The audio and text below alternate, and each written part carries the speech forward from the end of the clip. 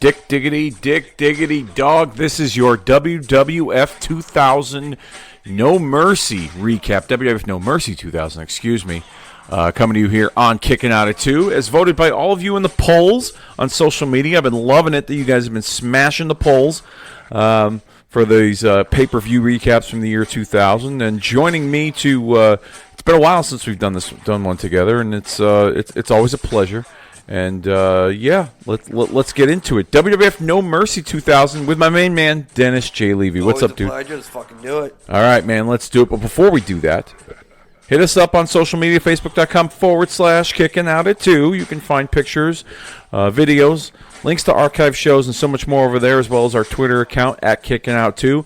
Retromania with a W. Search that on Podbean or any podcast platform available to find this show, as well as all the great content of the Retromania Pro Wrestling Podcast Network.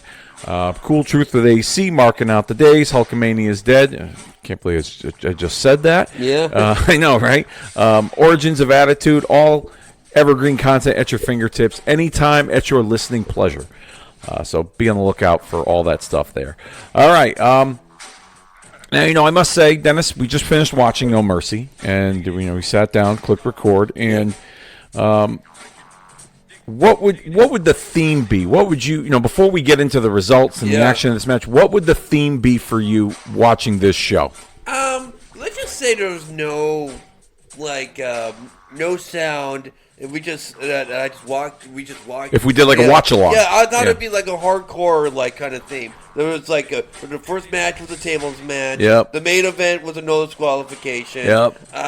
You got Stone Cold versus Rikishi in a fight, I guess. No holds barred. Yeah. I don't know. Cage match. Yeah, cage match. I thought it'd be like an anarchy rules type of thing. Yeah, that's kind of that sounds about accurate.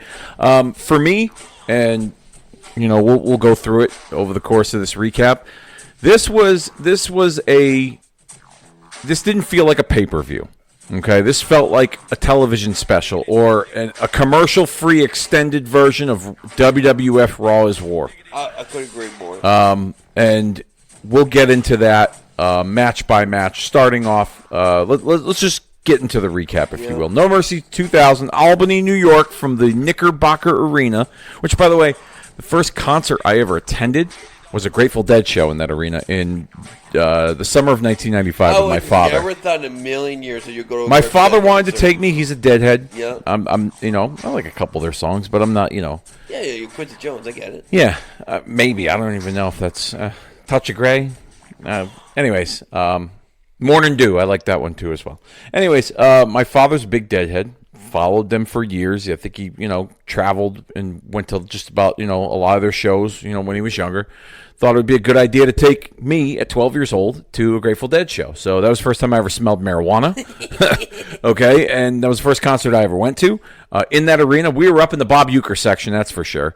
I like that analogy. Yeah, we were way up there. I would say there was probably about like 7 or 8 rows behind us, and then there was the wall, and you could touch the ceiling. Like that's how high up we were. Literally, not figuratively, especially at a Grateful Dead show. Anyways, 14,323 were in attendance, and 550,000 homes purchased this on pay-per-view. My household being one of them 25 years ago. The opening match, a Dudley Boys Tag Team Table Elimination Invitational. The object of this match is 2 teams will start. You got to put a team through a table. The next team comes out, so on and so forth. The match, the participants in the match, the Dudley Boys, obviously, Raven and Taz, the team of Lowdown, Chaz and D'Lo Brown, Too Cool and the Right to Censor's Bull Buchanan and the Good Father. Too Cool and Right to Censor kick things off. This was what it was. It was a pretty chaotic match. There wasn't any tags made in the match.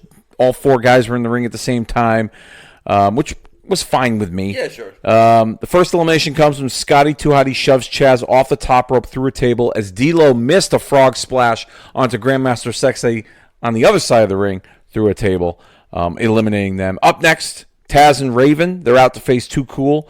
Taz in his Sears auto mechanic look with that Carhartt shirt.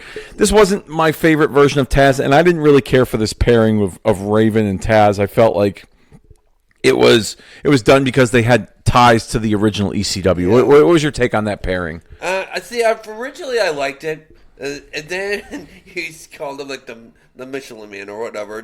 Now I can't get a Sears Auto Mechanic. Yeah. With that like auto mechanic work shirt. Yeah, I know. It was one of those things. Once you see it, you can't unsee it. So anyway, it didn't scream human suplex machine. I was getting so excited. Then you said that, and then then I was like, "Hey, it's Raven and Ted." You're like, "Bro, look at Raven. He looks miserable. They're thrown together." And I'm like, "You're so right." Yeah, it wasn't a big. I wanted to really get into Raven and Taz, but no, I just couldn't do it. Well, it didn't last very long because they were eliminated as Scotty 2 Hotty. No, I'm sorry. They eliminated Scotty 2 Hotty by delivering a double suplex through a table, which then brings out the next team, the Dudley Boys. Of course, I mean, you brought it up while we were watching it. How over were they during this match? Oh, they would when the biggest point in the whole. It's funny, spoiler. The biggest pop in that whole entire event wasn't even when Kurt won the title. It's when Devon get the tables. That place exploded. Yes, and that's probably the only time that place exploded. Yeah. I mean, there were some other moments, but like that was a pretty large reaction. The Dudleys were super popular. They would eventually. Devon would hit a flying headbutt off the top rope through a table onto Taz for the elimination, which then brings out the final team right to censor. Pretty interesting spot here. The referee gets knocked out, then Bubba powerbombs Bull Buchanan through the table, but the referee, because he was knocked out, didn't see it. Goodfather rolls in with a steel chair, nails Bubba in the head, then slides Bubba over to the broken table. Referee wakes up and sees that Bubba appears to have been put through the table, calls for the bell. I loved it. Should have just stopped it right there. Yeah? Should have stopped it right there. Okay. I would. You know what? As clever as that finish was, I wouldn't have been mad at that. However, referee came down, explained to the other referee this is what happened. Even though it's a no disqualification match, I didn't get that. But eventually, Dudley Boys would put Goodfather through a table with the 3D for the win, and the winner of the Dudley Boys Tag Team Table Elimination Invitational at 12 minutes and 18 seconds. Are the Dudley Boys. Go figure. Yeah. Up next, a very uneventful impromptu match. TNA and Trish Stratus were scheduled to take on the APA and Lita in a 6-person intergender tag team match. This match was set up over a strip poker game on Sunday Night Heat. Backstage, we'd see Bradshaw getting taken out by the APA. Farouk tries to make the save, but he's also taken out as well. TNA and Trish arrive. As Lita's trying to run up the aisle to check on her partners. Trish attacks Lita from behind. This pretty much turns into a glorified handicap match. Bell never rings. We get some male-on-female violence, and then when the Hardys arrive to make the save. So this match technically really doesn't count. What was your take on this segment? I don't get it. Yeah? Just squash it. Give another match more time. That it made no sense. Yeah, this deserved the Sunday Night Heat treatment. Yeah, which is probably going to be a theme for a lot of these matches. Other than Kurt Angle versus The Rock. Yeah, I'm not even going to count Rikishi versus Stone Cold as a match. Are we going to review this, or are you just ending? I'm sorry. Are you just ending this? I'm just saying. I'm just curious. Every single match felt to me like the main event of Sunday Night Heat. Yeah. Okay. Yeah. As we continue, backstage, Edge and Christian are being interviewed by Lillian Garcia, and this promo is all about getting food poisoning and nuts. Very tongue-in-cheek humor. What was your take on Edge and Christian during this era? I didn't like them. I always hate two types of people. Someone who tries to be funny and someone who tries to be cool. You either are funny or you are cool. And Edge and Christian tried to be both. They tried to be cool and they tried to be funny. And it didn't work. Fuck them. Okay. Fuck them. Jesus. No, I hate fake people. Be yourself, man. Just be yourself. Let me ask you something. Do you think maybe that was the whole point of the gimmick, to get heat so that someone like you could hate them? No. You don't think so? No. Take like they even like with them, like for the people with the viewing pleasure of a flash photography, blah blah blah blah blah. That was them thinking that they're cool when they weren't. I'm sorry. But again, you don't think that they were doing that on purpose to get a rise out of the audience and to get heat? I kind of. But you could tell they legitimately thought they were funny and thought they were legitimately cool. The Vince, and also got someone who's outside looking in like Vince goes, yeah. Because he's a genius, he'd be like, "Yeah, you're gonna get heat," but those people actually believe in their bullshit. 10,000%. It is. You're right, but they're oblivious to what they really were. Okay, all right. Spoken from the words of Dennis J. Levy, my friends. Up next is a steel cage match: Chris Jericho versus X-Pac. Only way to win is escaping the cage over the top or through the door. What did you think of this match? Fun match. Yep. This is the first match I said, yep, I'm enjoying this. Yeah. Good back and forth pace. I enjoyed the couple of the spots where the one spot X-Pac tries to escape from the cage. Jericho power bombs him off the top rope. That looked pretty impressive. Yeah. For a minute there, you got to wonder if X-Pac got a concussion during that point because you could see his head kind of bounce off the mat there. And then the other one that was an interesting spot was the walls of Jericho on top of the cage. When X-Pac attempted to escape the cage, Jericho caught him, and Jericho caught him, then Jericho put X-Pac in the walls of Jericho. Your thoughts on that? I give you credit for where credit's due. You saw this little platform thing, and you're like, on the top of the cage, wouldn't that be cool if they did the walls of Jericho on that thing? It's funny. I think that was so cool that you saw that. I don't even. Honest to God, I ordered this pay-per-view 25 years ago. I may have seen it a couple of times over the years, but I did not remember that spot. So I was like, I got a feeling they might be doing that spot during this match. I don't remember because it's been so long since I've seen it. And then they did it, and Jericho gets tossed off the top of the cage with a front somersault bump into the center of the ring. Oh yeah, that had to hurt. I mean, that looked pretty scary. But what was clever about this match as well was the finish, which saw X-Pac, after he tossed Jericho in the center of the ring off the top of the cage, he climbs over the cage and his feet land on the cage door, which is open. Oh. And Jericho drop kicks the cage door and crotches X-Pac and then escapes the cage for the win at 10 minutes and 40 seconds. You're not giving that Croc spot the credit's due. It's not like, ladies and gentlemen, it wasn't like Chris Jericho kicked him in the nuts or whatever. He drop kicked the door so his feet came out from under him and he crotched the top of the door. Yeah. If X-Pac wasn't wearing a cup, he's the God bless him. Yeah, God bless him. Yeah. I thought this was an appropriate match for the pay-per-view. However, this is another match that you probably could have put on Monday Night Raw, and it would have been a main event on Monday Night Raw. Oh, absolutely. Yeah, but still a good match nonetheless.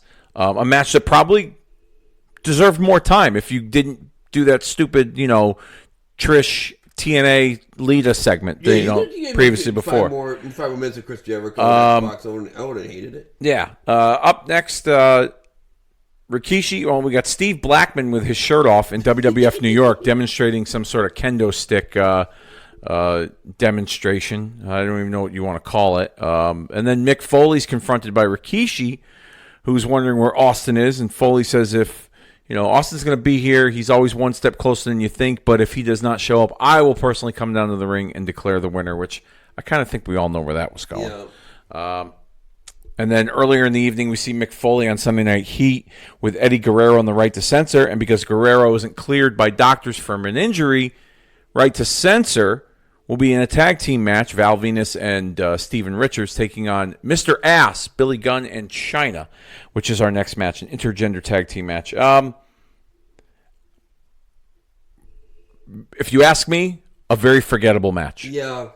Was there anything about this match you did like? I kind of like the finish. At first I thought I was like, wait a second. Eddie Guerrero whacked Chyna over there with roses, and that's what put her down? Yeah. And then, of course, Billy Gunn investigates. Oh, it's roses. He's like, oh, there's something in there. And then he unravels it. There's a pipe. The lead pipe. That's kind of clever. Yeah. Other than that, though, yeah, fuck that, man. Yeah, it wasn't anything special to write home about. Yeah. But yeah, the finish with the lead pipe, I thought that was kind of neat. Stephanie McMahon, backstage, asks Triple H if she can accompany him to the ring with his match against Chris Benoit later in the evening. However, Triple H won't allow it, so she got a feeling that he was going to say no. She hands him a tape that he can watch to do some studying for his upcoming match against Chris Benoit.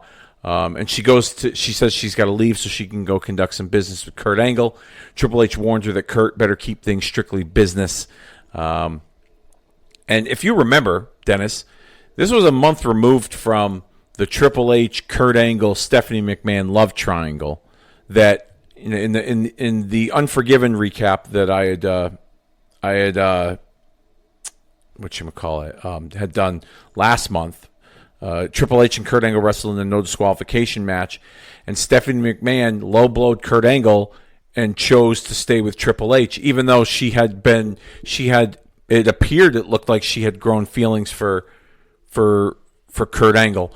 To the best of your recollection, share with me and the audience, our listeners, what were your thoughts on the Triple H Kurt Angle love triangle storyline? So I've never been big on Triple H, and I've never been big on Stephanie. Yeah. But Kurt Angle is like, he always had that little, like, even as a heel, he has that little innocence about him. So I kind of thought it was actually kind of clever, where, like, Stephanie's kind of using, like, Kurt Angle's, like, innocence, and, like at first it's like, Kurt Angle is kind of like, she just wants me, help me through and move along, and then it's like, it's like, hey, maybe she actually likes me, or whatever, Yeah.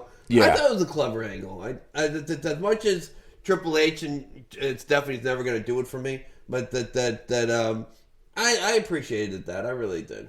And of course, it helped get Kurt Angle into like the main event. So you know what? It wasn't the greatest thing I've ever saw in my life, but I appreciated it. Yeah. I'm there with you as well. I thought that the story was, I thought that it was compelling television. I thought, and I said this in the preview, the Unforgiven recap, you can find it in the archives. I thought there would have been a better finish to the story. I thought that it was going to lead, and maybe it's, it wasn't what they intended, but creatively, but I thought it was going to lead to Stephanie turning on Triple H and joining up with Kurt Angle, and then the McMahons dumping Triple H. Because if you remember, Triple H drugged Stephanie McMahon to marry her, and then all of a sudden she fell in love with him. Yeah. You know what I mean? So I thought it was going to come full circle, that they were just going to dump Stephanie, move Stephanie away from Triple H, and the McMahon family was going to endorse Kurt Angle as like their champion, as their wrestler that represents them. And then maybe turning Triple H back babyface, because he was getting strong babyface reactions at that time, despite the fact that he was a heel. I hate babyface Triple H. I can't stand him. How come? It's just that face alone is like a face you want to punch. That's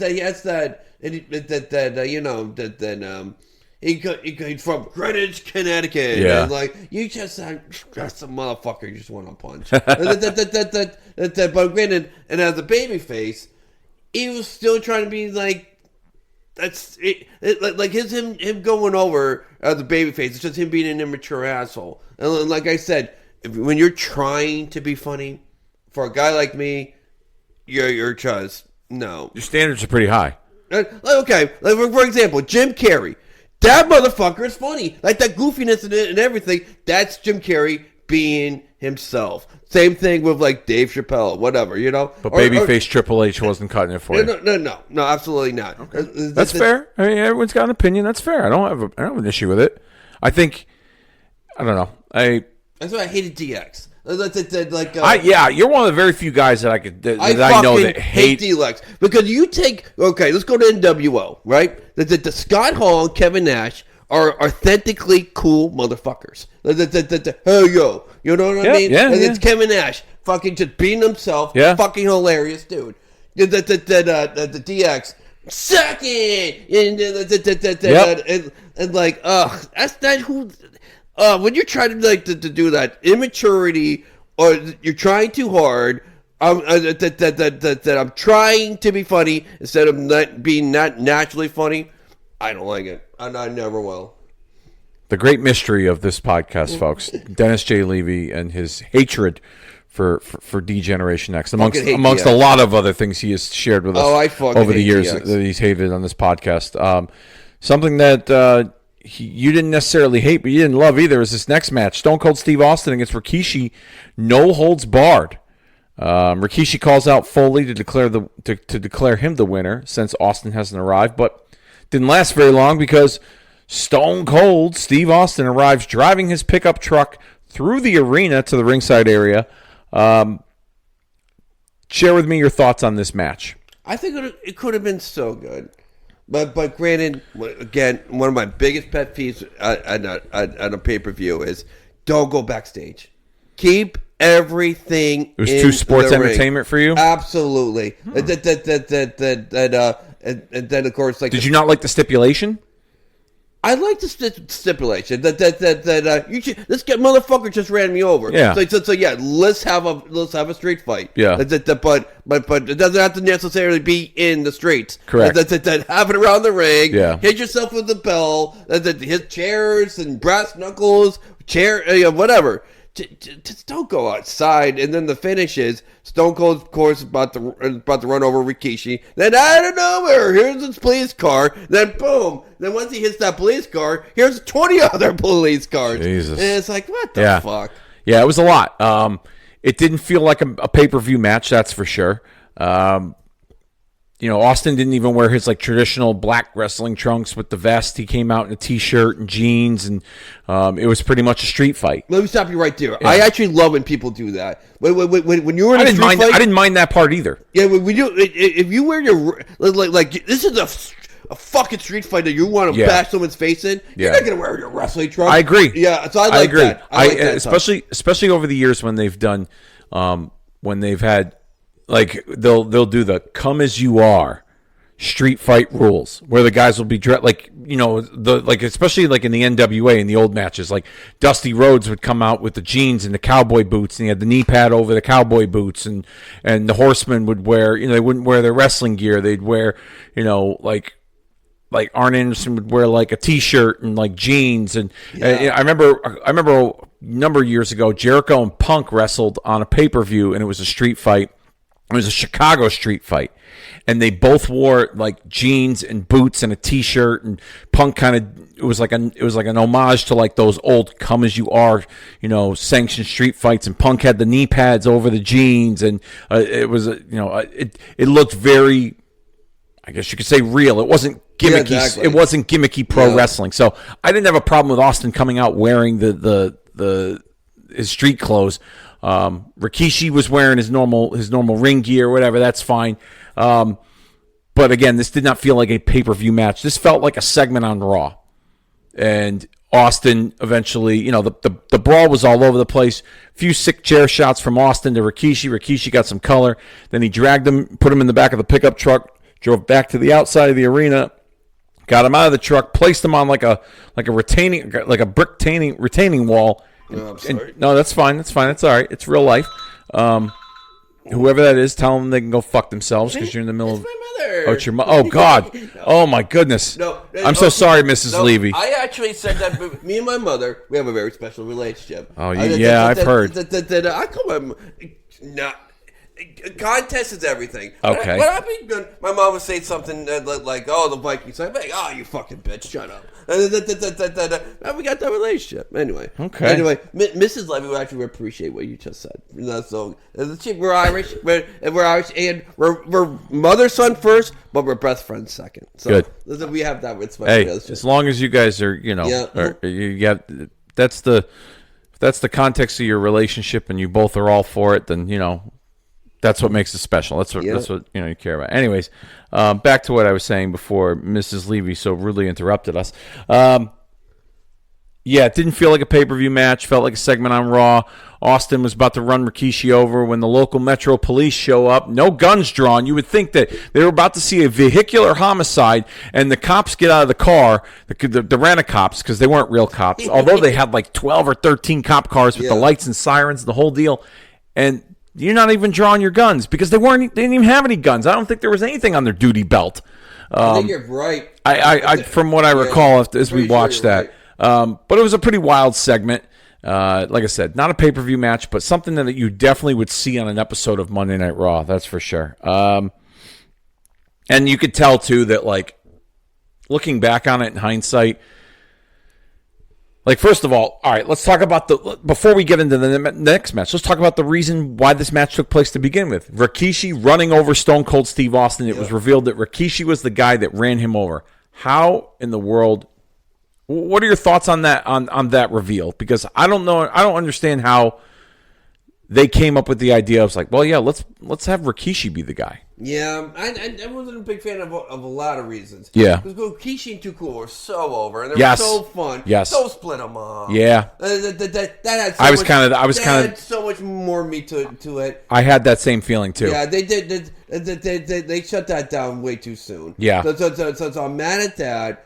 I'm mad that Stone Cold is the biggest star that you got, and you have him in a main carder. I get it; he's upscale. He's an upscale. So he's in the middle of the card, but it should have been a bigger. My only guesses for the placement of his match on the card was the fact that because he just got back from a neck injury and he'd been out for over a year, that I think putting his match on a pay-per-view at the end in the main event, I don't think it would have lived up to expectations. I probably think that's the reason why they went with the no disqualification or no holds barred stipulation, and why it was structured the way it was, because you can hide some of Austin's ring rust. I mean, he didn't spend much time in the ring, if you think about it. So in hindsight, I didn't even really have a problem with the placement of it where it was on the card. But I do have a problem with the fact that, yes, Rikishi was revealed as the driver, and they split up him and Too Cool, which was a hot act. You could argue Rikishi could have been a main event babyface against like a Triple H or a Kurt Angle on pay-per-view for the title. 100%. I mean, he was athletically, for a big man, he was gifted. He was super over with the crowd. The crowd loved him. The stink face was the stink face. Some of the most absurd things in wrestling during that era were the most over. That, the people's elbow, which is absurd, and for them to take a chance and gamble on Rikishi as being the guy, I could, and the reaction with people were just kind of like, huh? Him? Like, we talked about this before we even hit record, before we even watched this pay-per-view. I would have preferred the driver to be revealed as Shawn Michaels, and here's why. Shawn Michaels, his last match at that time was against Stone Cold Steve Austin at WrestleMania 14, 2 years prior. Shawn he was never going to wrestle again at that time. It was said that he couldn't wrestle. And it would make sense that Austin beat Shawn and put him in retirement, and Shawn's trying to take Austin out, and he tries to help his DX buddies in Triple H and Road Dogg and X-Pac and all them. Because if you remember, at Survivor Series that year, Triple H was scheduled to defend the title against The Rock and Stone Cold Steve Austin in a triple threat match. Triple H had DX in his corner. So I think it would have worked better if it was someone like Shawn Michaels. It would have been like, oh, man, that makes sense. And then, whether he wrestled or not, you could leave the door open for that if it was possible, or he could just be DX's like manager, and kind of like their protege, and give him somewhat of a meaningful role there as well. But I believe this was during a period of time too where Shawn was kind of like in and out with the company. He was the commissioner, and then like he would leave, and then he'd come back, and there was just in hindsight, I'm sure there were reasons why he wasn't the guy. Up next, a match that went 6 minutes and 2 seconds, way too long. European champion William Regal defeating Naked Mideon. Not much to say here. Yeah. I love William Regal. Another match that was this should have been a dark match, not even a Sunday Night Heat match. I was going to say, again, the main event of Sunday Night Heat. Not even a dark match. You're right. And you know what's funny about this, too, is that, this is the Naked... This was a brief period of time where they didn't have a whole lot for Mideon, the former Phineas Godwin. So they give him this streaking character where he's naked and he runs out and he streaks, but he's not really naked. He's wearing like a black fanny pack and he's got like a flesh-colored thong on, so it looks like he's running around naked. And eventually his sweatpants get ripped off and it looks like he's naked. But Peacock blurred it out. Now, I'm not saying I want to see fucking Mideon's ding-dong on pay-per-view. Yeah. But it's funny how Peacock will blur this out, but they're producing and airing a series, an episodic series on the rapist / serial killer John Wayne Gacy, who raped little boys. I mean, it's fascinating to me the things that they have censored from the WWE library on their streaming service, and then the things that they show on their own, like on their platform. It's backwards to me. But to the credit that TV doesn't make sense to me. I always think it's funny that I could go, we could be on live TV and I could say ass. Yep. Pause. Yeah. Hole. Yeah. But if I go asshole, bleep. Yeah. So anyway, yeah. I know. It's a weird Peacock thing. Yeah. I mean, there's other stuff that they should have censored out. There's some stuff that they didn't censor out, like Hulk Hogan, "I'm coming for you," N-word from Booker T. That made it on there. It was funny. Made it on there. Did you ever see when he actually said it? Oh yeah, he God, loses it. I'm fired. Yeah. I know. It's wild. We did a watch along of that pay-per-view, Spring Stampede, a number of years ago. It was a lot of fun.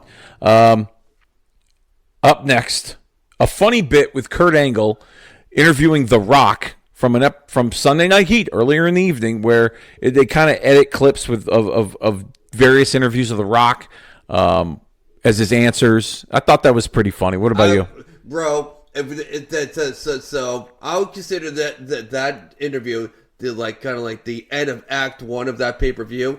That was the main event of Act 1. That was so good. That interview was so fucking good. It was pretty funny. Yeah, it was a fun little bit.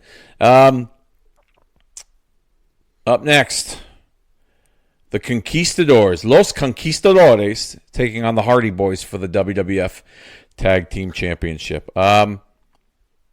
What'd you think? Nothing to write home about. Yeah. But I was actually kind of impressed, right? Did they look like they're the superstars of AAA wrestling? Of course they didn't. No. But I think that was the whole point. They tried to do a little bit of lucha wrestling, and I was kind of impressed with it.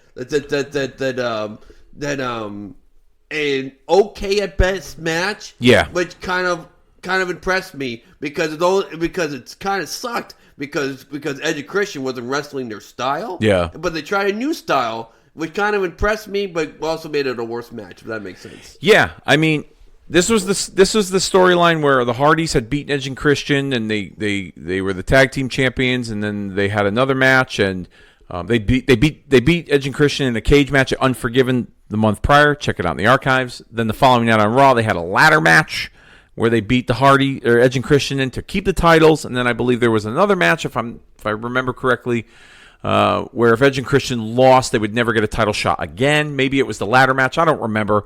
So they lost, and this was their way of trying to get back in where they were dressed up as Los Conquistadors. I mean, it was a fun little bit, but did it deserve to be on a pay-per-view? No, probably I don't know. But then again, we said this at the beginning. This didn't feel like a pay-per-view. No. This felt like a really long commercial-free episode of Raw is War. I think you're right. I think it's like a house show. A house show with a really, really upscale main event. The finish comes in this match. Like you said, it's not a bad match, but it's nothing to write home about. It comes at 10:58 when Matt Hardy unmasks one of the Conquistadors to reveal he has another mask. The other Conquistador comes up from behind and delivers the Unprettier, which is Christian's finishing move, for the win to crown themselves as the new WWF Tag Team Champions. Our eighth match, Triple H and Chris Benoit in a straight-up singles match. What did you think of the match? I had high expectations, and it fell flat a little bit. Really? Yeah. And what was the deal between the fucking tape? The Triple H had the tape. That's right. Let me provide some context. Before the match, Triple H is watching the tape that Stephanie gave him earlier in the evening, and the camera cuts to Triple H's face, and he's got a smile on his face, and it implies that maybe Triple H found the flaw in one of Chris Benoit's moves or the crippler crossface itself. However, we didn't really get any kind of resolution to that in the match. I thought the match was good. A good technical wrestling match. I thought both men worked really well together. It was interesting in the beginning of the match, if you remember, Dennis, how Triple H was working on Benoit's knee, and he was almost out-wrestling Benoit. A little bit. Early on. And then Benoit would eventually get the upper hand, and he would work on Hunter's arm to set up eventually for the crossface. The finish would come when Stephanie would get involved. She would distract the referee. Hunter would attempt the pedigree. Benoit counters with a crossface attempt, but Hunter counters that. Stephanie's distracting the ref, and Hunter low blows Benoit and delivers the pedigree for the win at 18 minutes and 44 seconds. But so you weren't really big on this match? So when I see, well, granted, it's their it's Benoit's what am I looking for? Victim of greatness. That he's so fucking good that you're thinking that you're going to see Steamboat Flair every match. Yeah, it was good, but it wasn't. It wasn't up to Chris Benoit standards. I don't think so. Okay, all right, fair enough.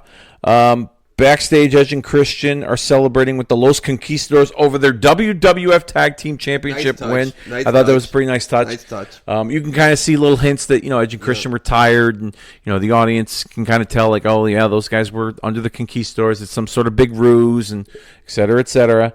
And then we have our main event: The Rock, Kurt Angle, with Stephanie McMahon in his corner for the WWF Championship in a no disqualification match. All right.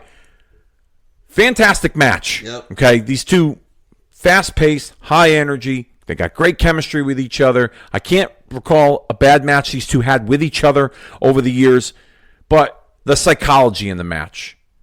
There were two periods of time during the match where I was just like, okay, why are we doing this? First one was when The Rock was hitting Kurt Angle in the leg with a steel chair on the outside, and the referee was taking the chair away from him, telling him that was enough.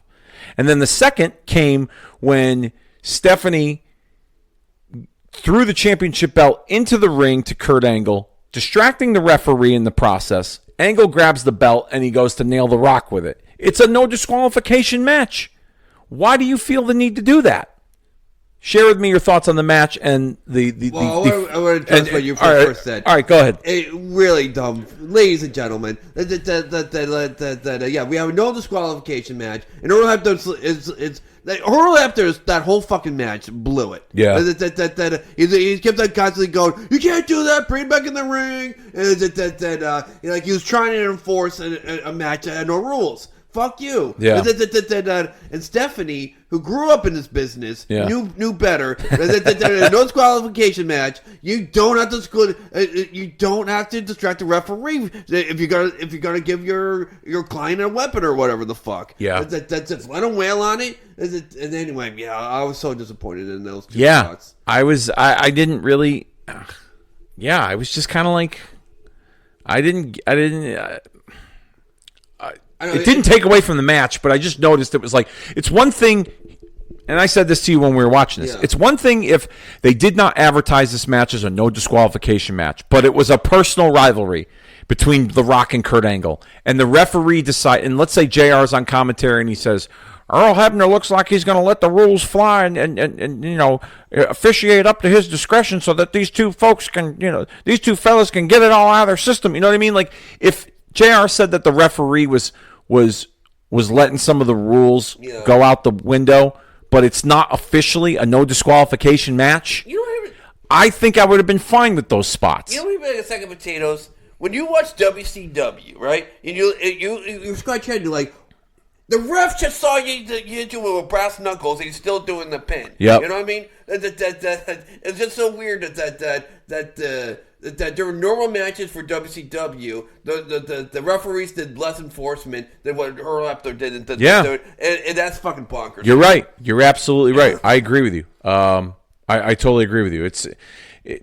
It doesn't seem to be there, like, and I've reviewed some other WWF pay-per-views of this era, and it seems like in wrestling in general, in the year 2000, referee officiating was out the window. There was no consistency, when it came to like no disqualification matches with, a standard wrestling match. It seemed like the referees just didn't.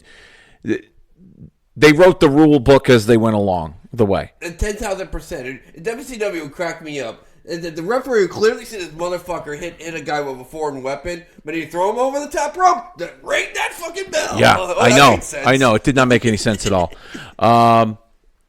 We get Stephanie sneaking in. Like I said, she snuck the belt in. There's a fun spot here where she runs in to stop The Rock from dropping Angle with the people's elbow, but she eats the rock bottom instead, which got a pretty good pop. Yeah. Triple H would arrive. He goes after Angle because Angle is the business associate of his wife, and Angle allowed her to get hurt, so he attacks Angle, then he pedigrees The Rock, carries Stephanie out.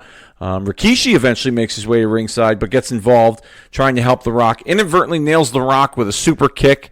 Angle would then angle slam Rikishi, followed by an Olympic slam to The Rock, and would cover him and become the new World Wrestling Federation champion at 21 minutes and 45 seconds.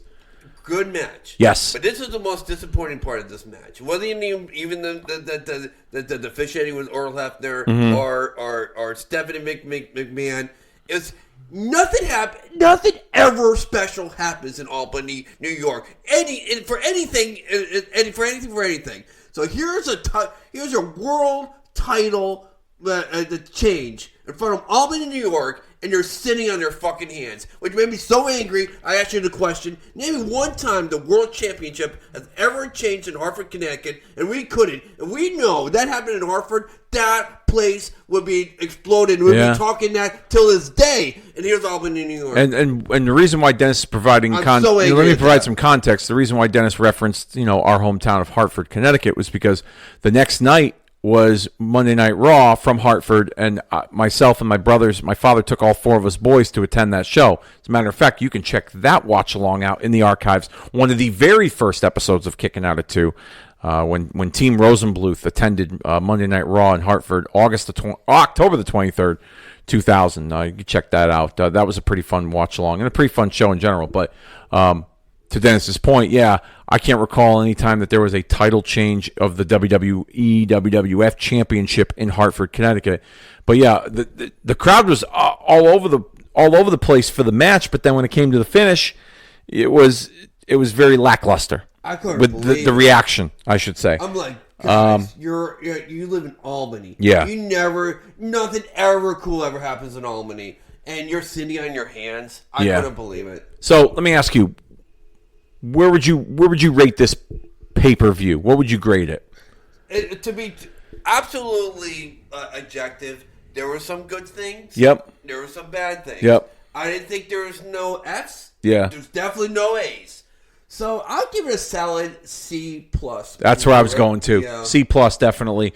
The highlights for me were the Triple H Benoit match, the steel cage match, and even the main event I thought were really fun.